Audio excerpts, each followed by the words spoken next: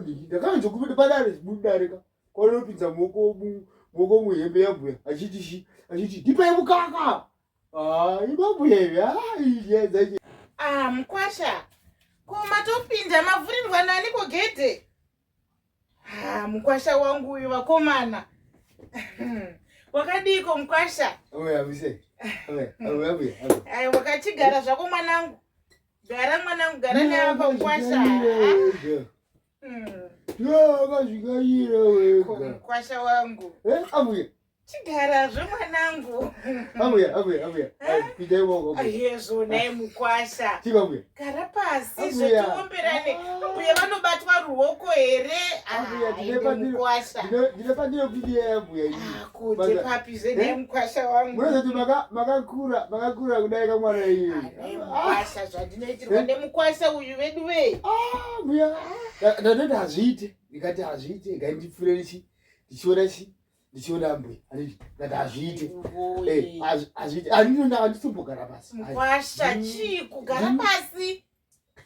Abuya. Naimi vedu vei mukwasha chii kuti unondiitira chidzoka zvako uende kumba. Izvozvi mwana wangu ari kutokutsvaga kuti uri Kari kashoka. Kari kashoka ndakakura uri pei nangu ya imimi muchiri pei before musina kuzvara ake ndimi. Uyu ningi. Unoreva Petunia mwana wangu here naye mukwasha? Imi.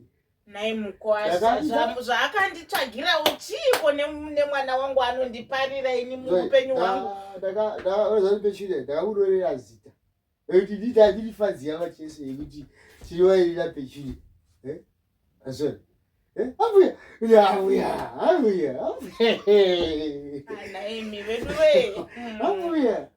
Naye mukwasha kuwadireko kudaro naye mwanangu. Chigara pasi. Abuya. Vakambokaza idzi vazvara abuya wako adzikune yaitika.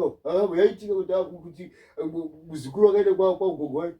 Kuziva gogo wacho. Kwakuti noni kwaunopinza moko mumuni. Ndakanzo kupita padare mudarika. Kwaunopinza moko muhembe yabhuya achiti ndipai mukaka ibabhuya ivi yedzache ivi abuya nevezvakuti ndaakutogara naye mukwasha kwaunowireko pano wakadaiso abuya kuti abuya kuti abuya baba vangu moyo yowe naye kuri kuti baba vaPetunia vanosvika zvakadai naye Mwari yuwi baba vangu iwe naye mukwasha unodaro neiko iwe kana zvichikuramba kwaukusiya naye mwanangu